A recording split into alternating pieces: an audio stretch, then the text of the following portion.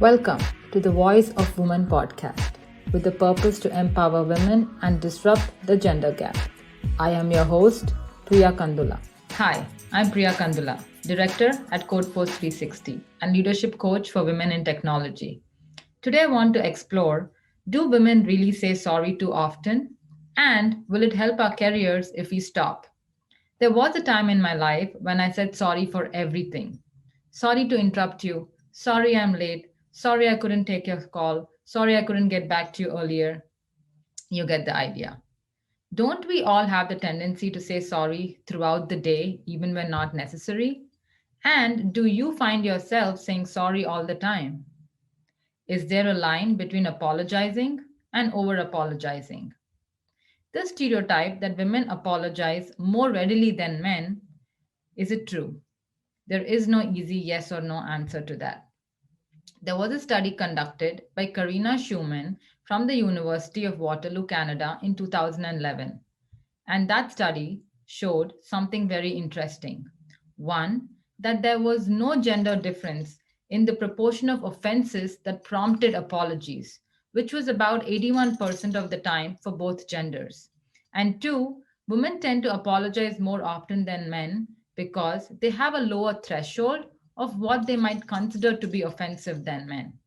A gender difference in the frequency of apologizing is caused by a difference in judgment.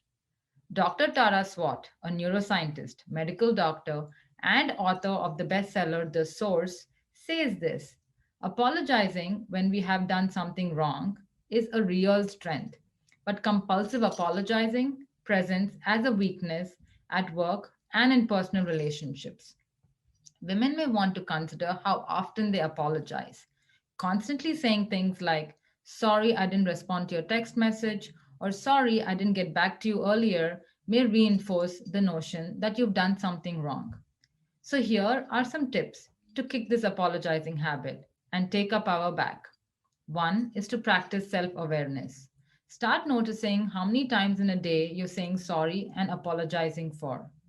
Now that you've become aware of it, you will actually be surprised at the number of times we say it in a day or a week.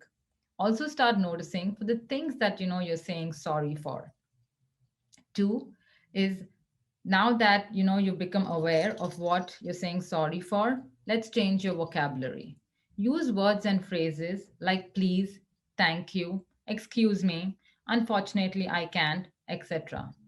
Here are a few examples of how we can replace thank you with sorry. And we all say this all the time. I'm sorry I'm late. Instead of saying that, let's shift to saying thank you for waiting for me. And instead of saying sorry to complain, say we may say thank you for listening. When you have something to share, instead of saying sorry to interrupt, you could say I'd like to add, I have an idea, or I'd like to expand on that. When it comes to email, phrases like thank you for catching that, or I appreciate you bringing this to my attention may be used.